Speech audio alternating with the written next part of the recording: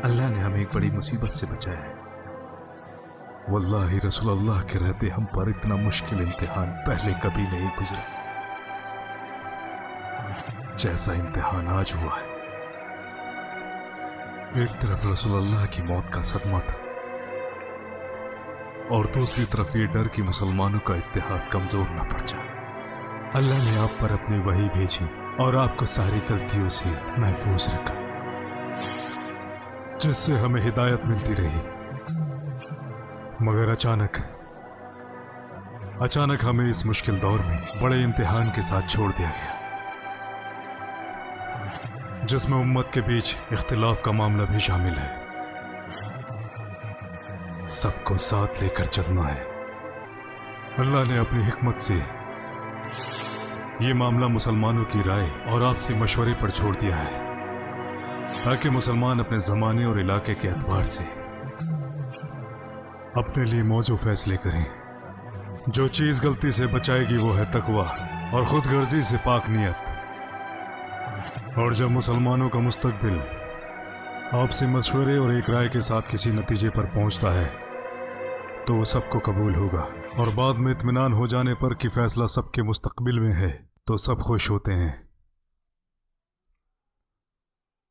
और अगर इसका नतीजा गलत साबित हुआ तो कोई एक दूसरे पर इल्जाम नहीं लगाएगा, क्योंकि ये आपसे मशवरे के साथ लिया गया फैसला था। ऐसी सूरत हाल में वो अपने लिए गए फैसले पर दोबारा गौर करेंगे। वल्लाही आपने बिल्कुल सच कहा है। आपका ये रवैया रहती दुनिया तक लोगों को याद रहेगा।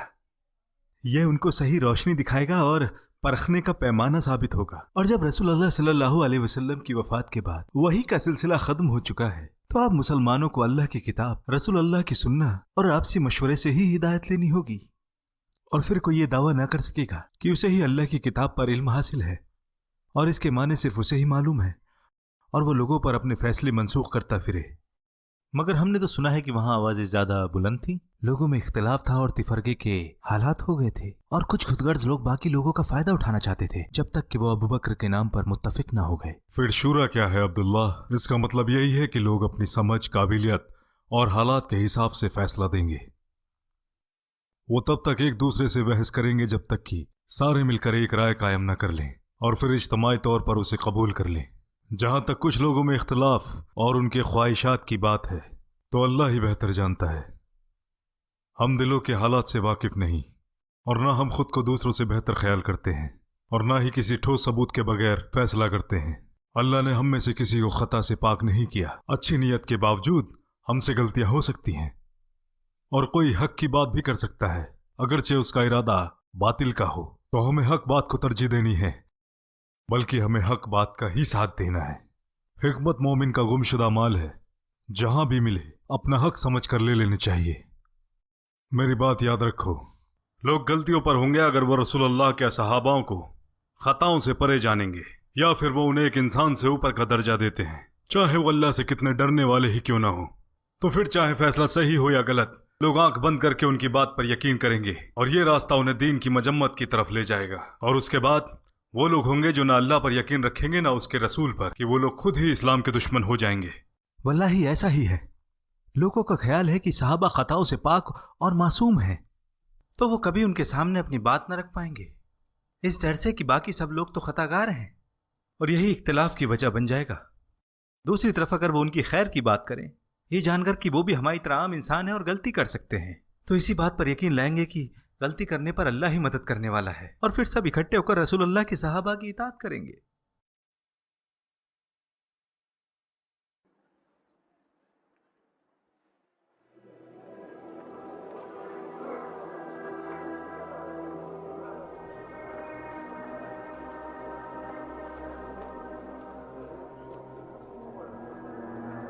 है लोगों,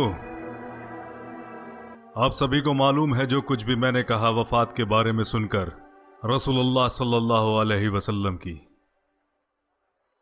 जो कुछ भी मैंने कहा वो सिर्फ मेरे अपने ख्याल थे। ये ना तो मैंने अल्लाह अज़्ज़ व जल की किताब में ऐसा कुछ देखा, और ना ही रसूलुल्लाह ने मुझसे ऐसा कुछ कहा था। जो कुछ भी मुझसे कहा गया या जो कुछ भी मैंने कहा, कुरान की उस आयत की वजह से कहा जिसमें लिखा था, और इसलिए हमने तुमको एक उम्मत बनाया है ताकि तुम उस उम्मत पर गवाह बनो और बाकी पैगंबर आप पर गवाह बने। सदक़ल्लाहुल अज़ीम। वल्लाहि मेरा यकीन था कि रसूलुल्लाह इस उम्मत का आखिरी अमाल देखने तक जिंदा रहेंगे। कल जो कुछ भी मैंने कहा उसकी वजह यही थी, और अल्लाह ने आप लोगों के लिए अपनी किताब छोड़ी है जिसमें हिदायत मौजूद है और जिसके जरिए रसूलुल्लाह सल्लल्लाहु अलैहि वसल्लम ने आपकी रहनुमाई की। अगर आप इसको मजबूती से थामते हो तो यह आपको सही रास्ता दिखाएगी। अल्लाह ने आपको इख्तियार दिया है कि अपने बीच से एक बेहतर खलीफा का इंतखाब कर सको, साहिब रसूलुल्लाह, और जिन्होंने गार सौर में भी आपका बखूबी साथ दिया, और आप लोगों में से एक बेहतरीन इंसान। आ जाओ और उनकी बैत कर लो।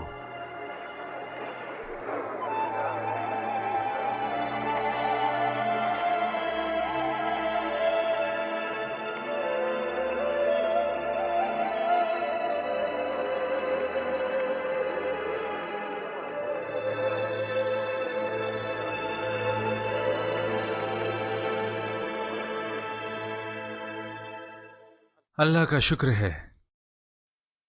अगर अल्लाह हमें हिदायत न देता तो हम हिदायत पाने वाले बिल्कुल ना थे।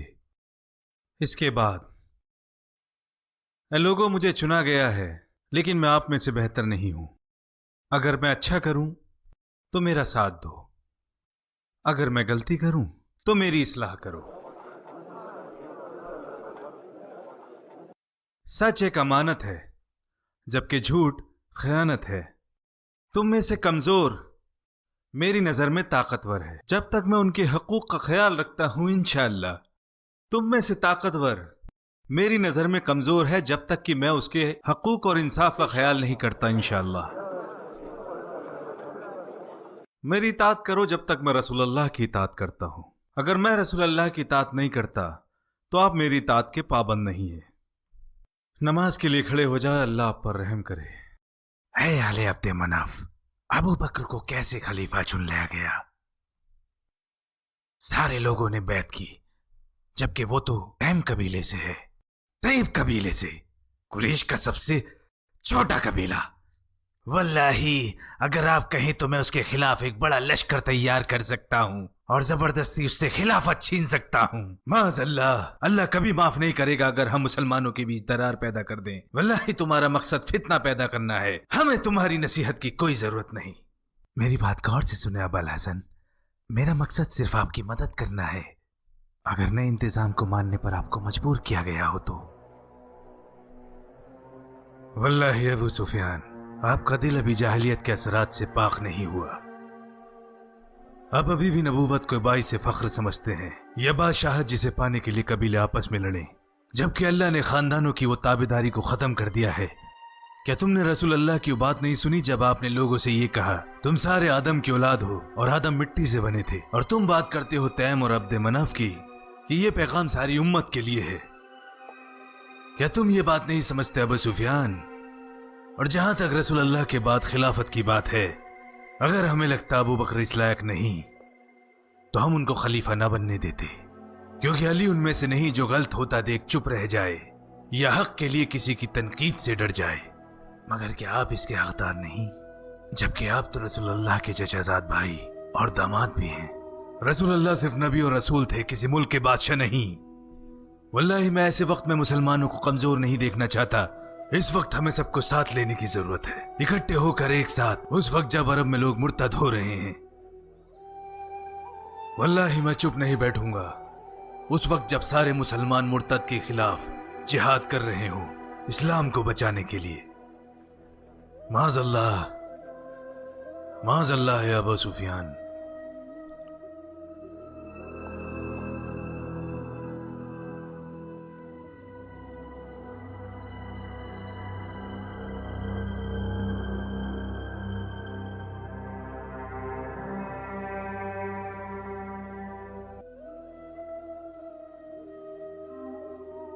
या अबुल हसन, आपने आने में इतनी देर कैसे कर दी? तमाम लोग आपका इंतजार कर रहे हैं।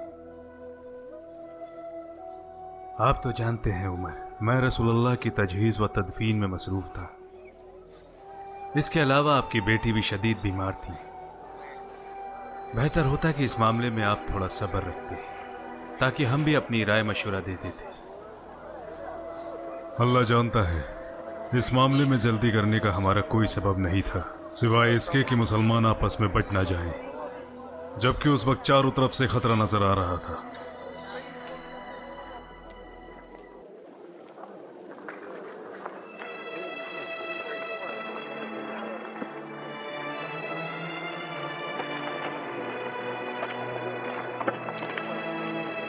علي علي ها هو جاء علي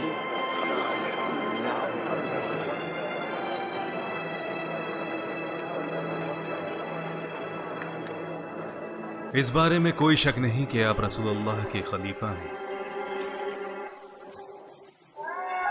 अपना हाथ आगे बढ़ाएं ताकि मैं बैत कर सकूं।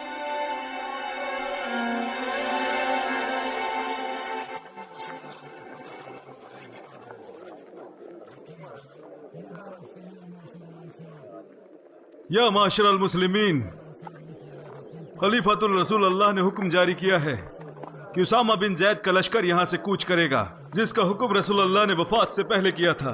उसामा के लश्कर का हर सिपाही अलजुर्फ के मुकाम पर शामिल हो रहे हैं। या माशरल मुस्लिमीन, उसामा के लश्कर का कोई सिपाही बाकी न रहे। आज सबको वहां पर इकट्ठा होना है। खलीफातुल रसूलुल्लाह आपसे अलजुर्फ में मिलेंगे। या रसूलुल्लाह के खलीफा, आपको तो मालूम ही है कि अरब के लोग मुर्तद होते जा रहे हैं, और अब आप उसामा का लश्कर भी भेज रहे हैं, जिसमें मुहाजिर और अंसार के बहुत से बहादुर लोग हैं। हमें डर है कि कहीं उनकी गैर मौजूदगी में ये लोग हम पर हमला ना कर दें, और बद्दू मुशरिकीन मदीने का घेराव करके आप और यहाँ के मुसलमानों पर हमला कर सकते हैं। और मदीना तो रसूलुल्लाह का घर है। अगर आप लश्कर को यहीं रहने दें तो इन लोगों के खिलाफ हमें मजबूती मिल जाएगी।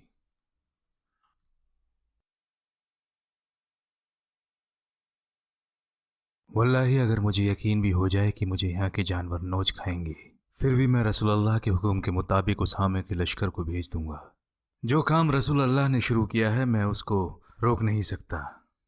अगर मैं यहाँ अकेला भी रह गया फिर भी मैं लश्कर भेजूंगा।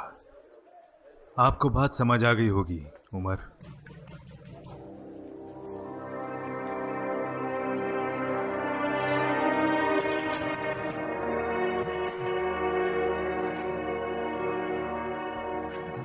जाओ और उसामा के साथ मिलो, और लश्कर का साथ तब तक मत छोड़ना जब तक मेरा कोई पैगाम ना आ जाए। अंसार के कुछ बड़े लोगों ने मुझसे अकेले में बात की, जो मैं आपसे कहना चाहता था। उन्होंने कहा अगर खलीफा की मर्जी है तो हम जरूर जाएंगे, लेकिन हम चाहते हैं कि लश्कर की क़यादत उसामा के बजाय किसी बुजुर्ग के सुपुर्द कर दी जाए। तुम्हारी माँ तुम्हें खो दे अल खत्ताब, जिसको रसूलुल्लाह ने खुद मुकर्रर किया हो, तुम चाहते हो कि मैं उसको हटा दूं? अब्बा जी, अब्बा जी, इन लोगों को जहन्नुम की आग से बचा लीजिए अब्बा जी, इनका दिमाग खराब हो चुका है। इस्लाम में दाखिल होने के बाद हमने मोहम्मद की इताअत की, अब जबकि वो नहीं रहे तो हम किसी की इताअत के पाबंद नहीं हैं, और अब हम वही करेंगे जो हम पहले किया करते थे। अब आपके बाद जो लोग क़यादत चाहते हैं हम ऐसा होने नहीं देंगे। क्या बुरी नसीहत दे रहे हो? हटो, हटो वहां से, अल्लाह तुम्हारा मुंह काला करे। जो भी तुमने कहा, हटो वहां से। या अहले मक्का, या अहले मक्का, इस्लाम को बाद में अपनाने वाले और पहले छोड़ने वाले मत बनो। वल्लाही एक दिन ये इस्लाम सारी दुनिया में फैल जाएगा, जैसा फरमाया रसूलुल्लाह सल्लल्लाहु अलैहि वसल्लम ने। मक्का के लोगों, अल्लाह से किया गया अपना वादा क्यों भूल रहे हो? क्या इतना काफी नहीं जो तुमने इस्लाम अपनाने से पहले खो दिया? मोहम्मद तो महज एक इंसानी रसूल थे जो एक अमानत के साथ आए थे, उम्मत को नसीहत दी और हमें एक वाज़े रास्ते पर छोड़ दिया। अरे उन्होंने तो तुमसे गवाही मांगी और वो आप पर गवाह बने, ताकि बाद में आने वाली उम्मत पर आप लोग गवाह बन सको। तो फिर दीन कैसे उम्मत तक पहुंचेगा जब नबी की वफात के साथ ही खत्म हो जाएगा? सल्लल्लाहु अलैहि वसल्लम। वल्लाह ये दीन मशरिक से लेके मगरिब तक पहुंचेगा। तो मेरी बात याद रखो कि मुनाफिकीन तुम्हें तुम्हारे दीन से दूर ना कर पाए। वो आपसी कबीले में मुकाबले के लिए दीन को बस एक जरिया समझते हैं। तुम में से रसूलुल्लाह का करीबी वो है जो रसूलुल्लाह का वफादार है और जो रसूलुल्लाह की सुन्नतों पर अमल करके दीन की हिफाजत करता है। ए लोगों खुद को तबाही से बचा लो। वल्लाह खुद को तबाही से बचा लो।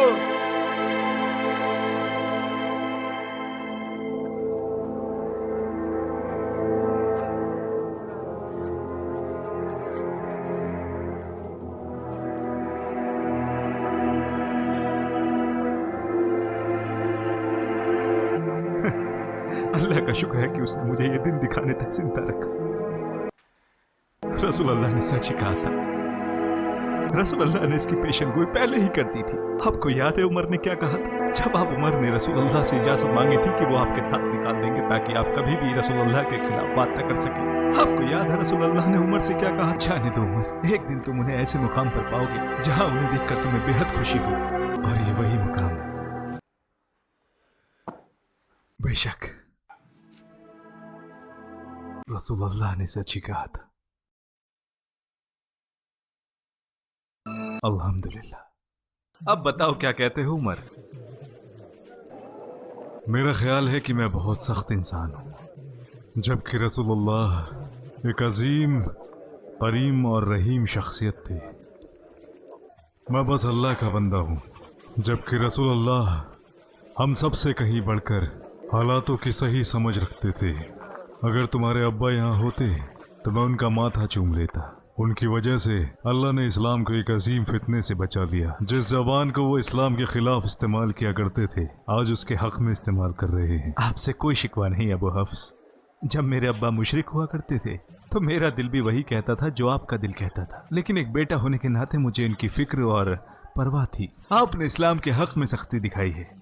अगर आप सख्ती करते हैं तो दूसरी तरफ रसूल अल्लाह के खलीफा नरम दिल हैं, और इस तरह आप एक दूसरे को मुतवाजिन करते हैं ताकि ज्यादा सख्ती हमें दूर न कर दे या ज्यादा नरमी हमें कमजोर न कर दे।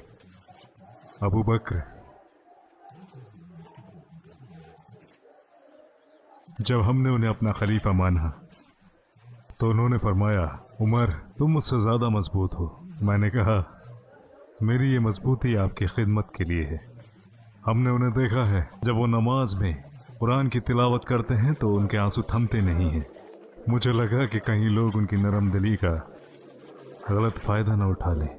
फिर अल्लाह ने हमें उन्हें रसूलुल्लाह का खलीफा बनाने की तौफीक दी। तब हमें पता लगा कि लोगों के हकूक़ के लिए वो कितने सख्त और मजबूत हैं। उमर का उनसे क्या मुकाबला।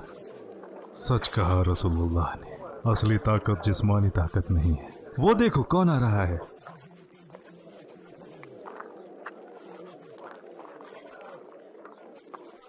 वल्लाहि वाशी, तुम हो? मक्का में कैसे आना हुआ?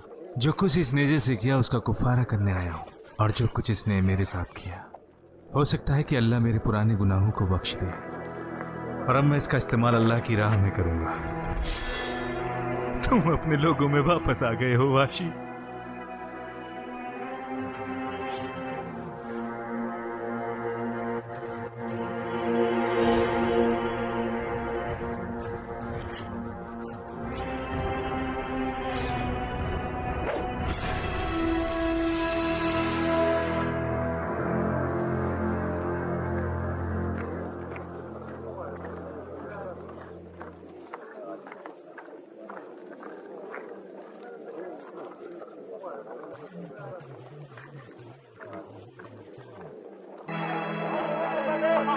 या अबा बकर, ये सभी लोग गतफान, असद, अब्स, दुबियान और बकर कबीले की जमात की हैसियत से आए हैं। हम यहाँ आपको अपना फैसला सुनाने आए हैं जिस पर हमारे सभी लोगों की राय शामिल है। हमें उम्मीद है कि आप हमारी बात सुनेंगे और उसे कबूल भी करेंगे, और फिर हम लोग अपनी जगह वापस लौट जाएंगे। मेरा ख्याल है कि इसी में सबकी भलाई है। हमने दूसरों की तरह इस्लाम को नहीं छोड़ा, लेकिन हमारा मानना है कि हमारे पैसे पर हमारा पूरा अख्तियार है। हम जैसे चाहें वैसे खर्च करें। हमने ज़कात और सदक़ात दिए जब तक रसूलुल्लाह थे, मगर हम अब अपने माल को अपने तरीके से खर्च करने के लिए पूरी तरह से आज़ाद हैं। हम आपसे मिलकर ये बात करना चाहते थे ताकि हमारे बीच सब कुछ साफ हो जाए। अपने लोगों को वहां से हटा लें, क्योंकि हम उन्हें अब अपने इलाकों में देखना नहीं चाहते। मेरा ख्याल है आप समझ गए होंगे। क्या तुम उसको बंद करना चाहते हो जो तुम रसूलुल्लाह को दिया करते थे? किस बिना पर? और फिर मैं कैसे रसूलुल्लाह का खलीफा हुआ अगर मैं लोगों के ज़कात के मामले को भी बरकरार न रख पाया, जो लोगों के माल में अल्लाह का हक है? क्या रसूलुल्लाह की वफात से दीन में तब्दीली आ सकती है, जबकि अल्लाह अल-हय्युल क़य्यूम है और उसके लिए मौत नहीं है? अगर हम तुम्हारी बात मानकर नमाज और ज़कात में फ़र्क पैदा कर दें, तो यह ऐसा होगा कि हम किताबुल्लाह के कुछ हिस्से पर ईमान लाएं और बाकी का इनकार कर दें। इस्लाम के उसूल एक रस्सी की तरह है। अगर तुमने एक भी धागा काटा तो पूरी रस्सी खत्म हो जाएगी। इसके अलावा आज इस्लाम की अपनी रियासत, हुकूमत, उम्मत और जमात है, और जो कुछ तुम आज कर रहे हो वो सिर्फ एक बगावत और नाफरमानी है। और अगर हमने आज तुम्हें छोड़ दिया तो ना इस्लाम की हुकूमत बाकी रहेगी और ना जमात, ना ही निजाम, ना वल्लाही जिसने मोहम्मद को दीन हक के साथ भेजा है। तुम ज़कात दोगे और अपने सदकात भी भेजोगे जैसे रसूलुल्लाह के वक्त में किया करते थे। इसमें कोई कोताही नहीं होगी। समझ गए? अब तुम लोग जा सकते हो।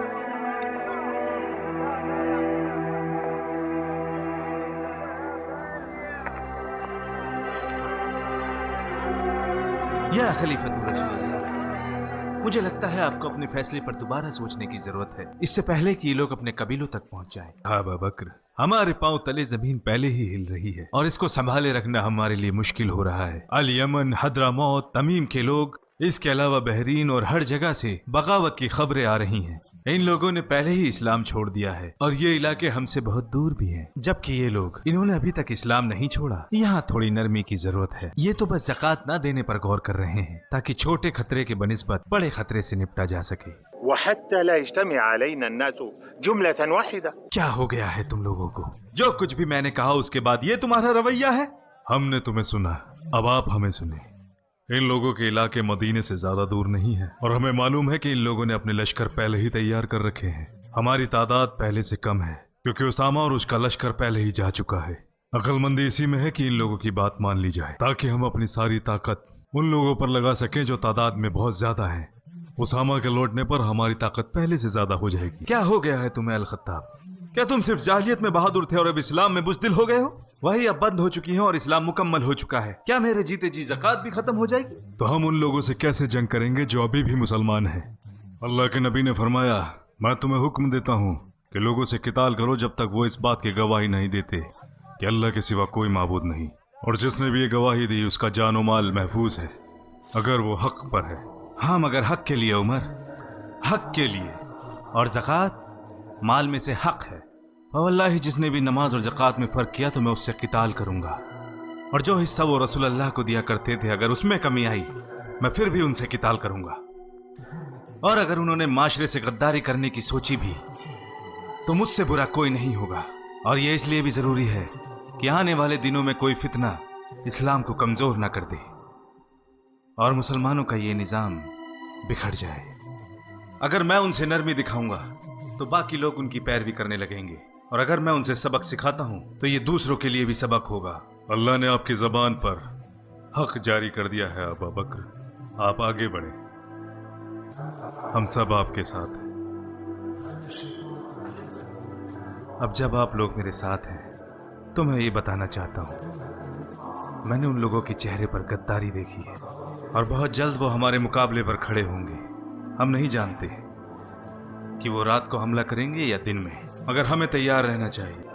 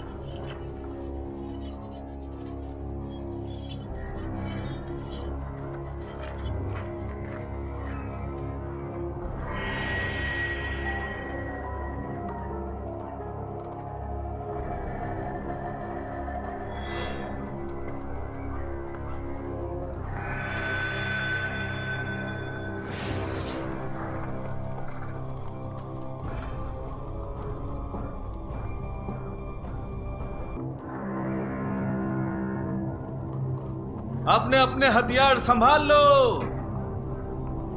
अल्लाह के दुश्मन आ चुके हैं।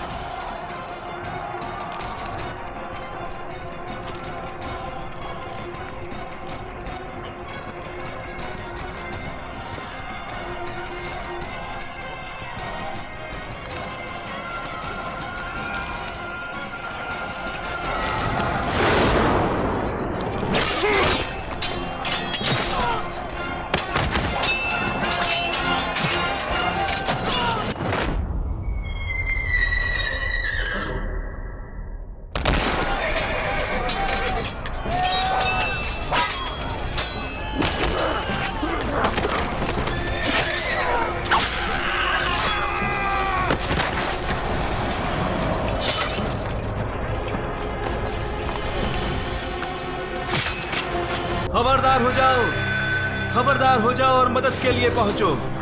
खबरदार हो जाओ।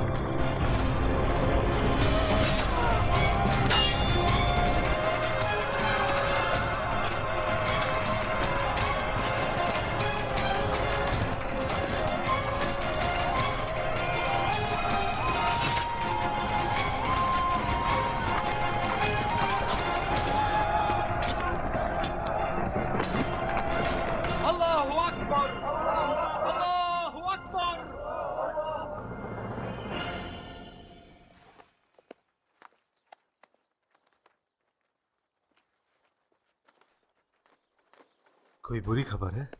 नहीं, खुशखबरी है। अच्छा।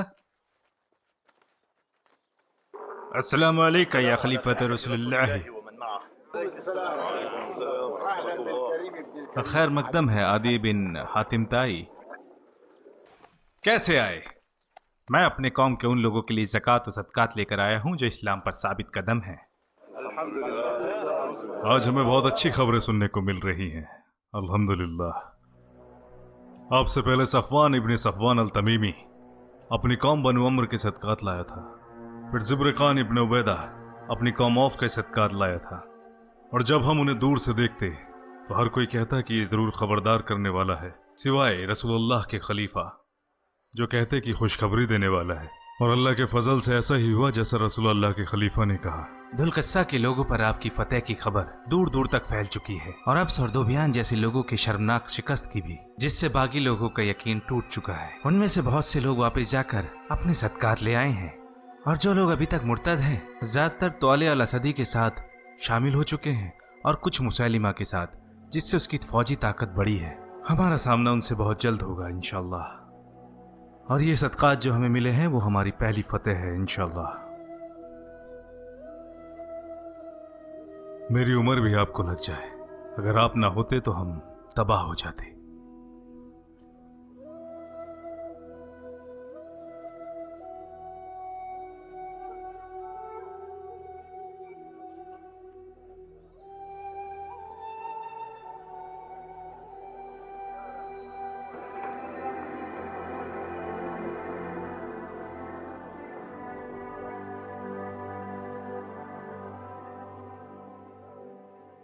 अल्लाह का एहसान है जिसने आप लोगों को सही सलामत वापस भेज दिया।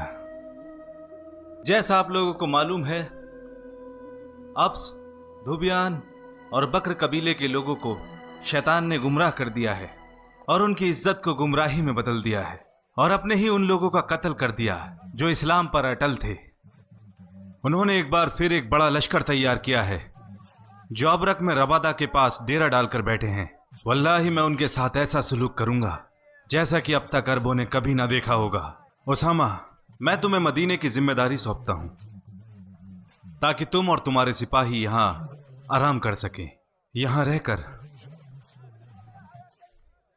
इसका मतलब तो यह हुआ कि आप खुद लश्कर की क़यादत करेंगे या खलीफतुर रसूलुल्लाह? हम आपसे गुजारिश करेंगे या खलीफतुर रसूलुल्लाह कि आप मदीना में ही रहें।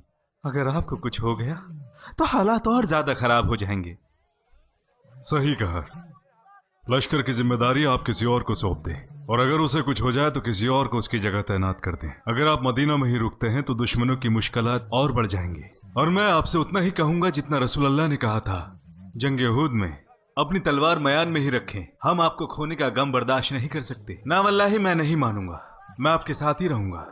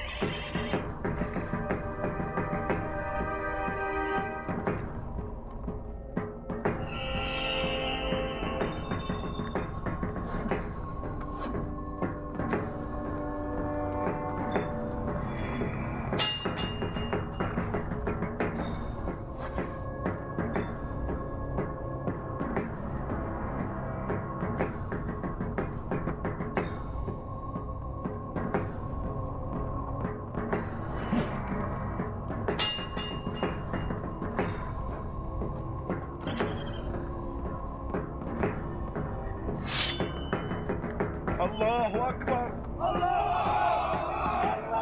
अकबर, अल्लाहु अकबर,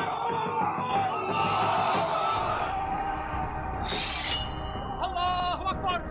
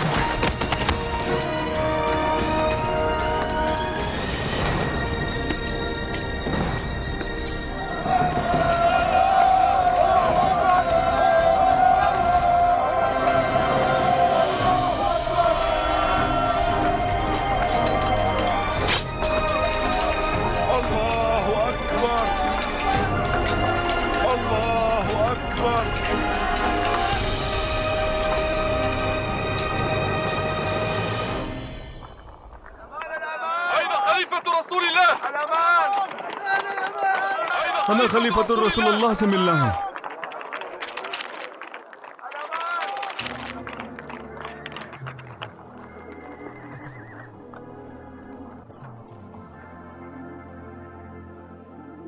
हम उन लोगों से अलग हैं जो दूसरी जगहों पर चले गए और तुलेहा अल असदी और मुसैलिमा से जाकर मिल गए।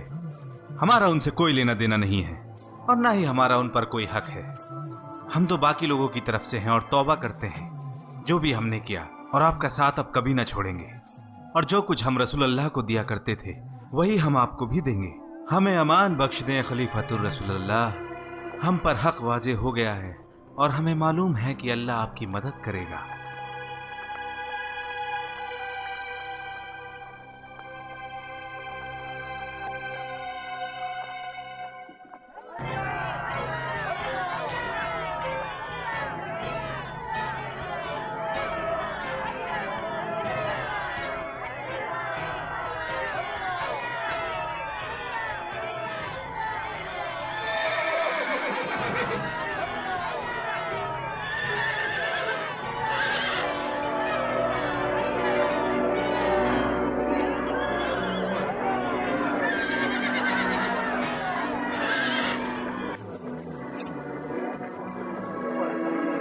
हर कोई इस घोड़े को काबू करने की कोशिश कर रहा है ताकि इस पर सवारी की जा सके, लेकिन अब तक कोई कामयाब नहीं हो सका। और तो और इन्होंने इस घोड़े को काबू करने के लिए इनाम भी रखा है। वैसे क्या इनाम है इस पर? ये घोड़ा, और जो कोई भी इसको काबू करेगा वो इसका मालिक होगा।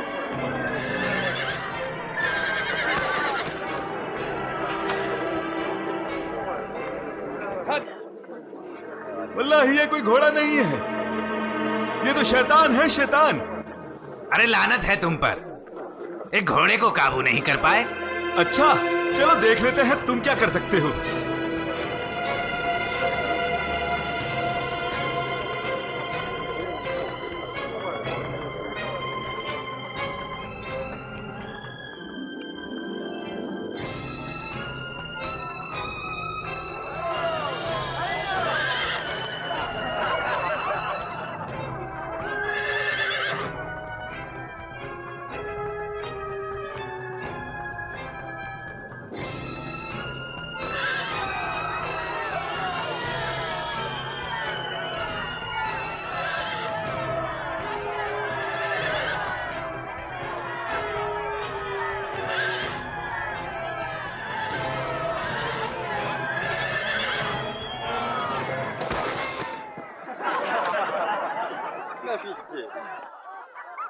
ये भी गिर गया। ما تقول الآن فيه؟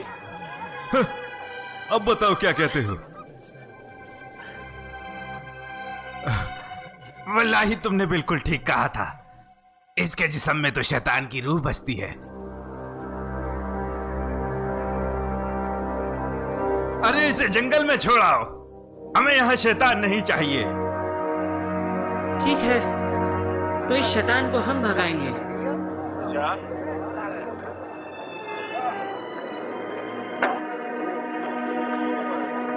इसमें ताकत है जो इस शैतान को काबू कर सके।